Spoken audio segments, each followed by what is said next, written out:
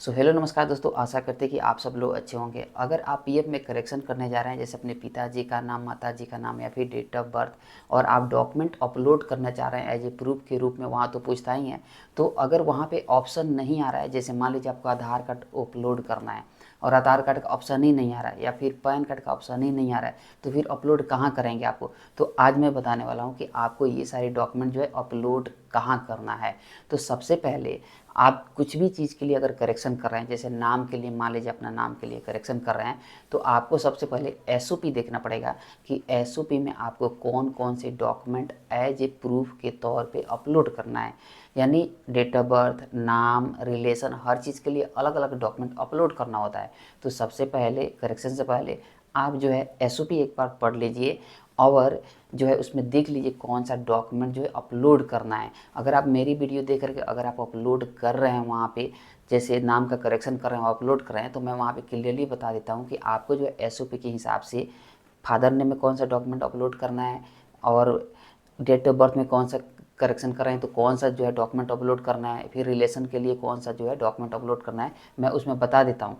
लेकिन अगर आपको पता नहीं है और वीडियो केवल करेक्शन का देखें, तो आप सबसे पहले एसओपी पढ़ लीजिए और ये जानकारी ले लीजिए कि सबसे पहले कौन कौन से डॉक्यूमेंट किस करेक्शन के लिए अपलोड करना है। जब आपको पता चल जाएगी, उसके बाद जो है आप इसे ईजिली अपलोड कर सकते हैं। जैसे मान लीजिए 2 से 3 डॉक्यूमेंट जो है अपलोड करना होता है, जैसे माइनर के लिए 2, मेजर के लिए 3 डॉक्यूमेंट हो जाता है। अब जैसे सपोज करिए कि आपने क्या किया, वहाँ पे मैरिज सर्टिफिकेट अपलोड कर दिया और आधार कार्ड जब अपलोड करने जा रहे हैं तो उसका ऑप्शन नहीं आ रहा है, या फिर पैन कार्ड अपलोड करने जा रहे हैं तो वहाँ पे ऑप्शन नहीं आ रहा है। तो मैं बता दूँ, जब आप मैरिज सर्टिफिकेट अपलोड कर लेंगे, यानी जो जो ऑप्शन आ रहा है पहले उस डॉक्यूमेंट को आप अपलोड कर लीजिए। जो बच रहा है, आपको ऑप्शन नहीं दिख रहा है, तो आप सबसे नीचे आइए, लिखा होगा other supporting document, other document upload. तो अदर वाले ऑप्शन आप चुन लीजिए, उसको सेलेक्ट करिए और उस सेलेक्ट करके आप जो है जो जो डॉक्यूमेंट है आप उसे अपलोड कर सकते हैं। अब देखिए, जैसे मैरिज सर्टिफिकेट अपलोड करते थे, उसके बाद अदर सेलेक्ट करिए, पैन फिर अपलोड कर दीजिए, और फिर दूसरे वाले में, फिर तीसरे वाले में अदर सेलेक्ट करिए, आधार अपलोड कर दीजिए। इस तरह से अपलोड हो जाएगा। लेकिन ध्यान रखिए, जब डॉक्यूमेंट अपलोड करने जाइए तो सिमिलर नाम मत दीजिए। जैसे आधार आधार 2 बार आप अपलोड नहीं कर सकते हैं, तो 3 जगह अपलोड करना है मान लीजिए डॉक्यूमेंट, तीनों का नाम अलग अलग होने चाहिए। और डॉक्यूमेंट का नाम कैसे देना है, बिना स्पेस का। जैसे आधार कार्ड अपलोड कर रहे हैं तो आधार कार्ड अलग अलग नहीं लिखना है, एक ही में लिखना है। आधार कार्ड एक ही में लिखना है, अलग अलग नहीं लिखना है, नहीं तो आपका जो है फिर अपलोड नहीं होगा।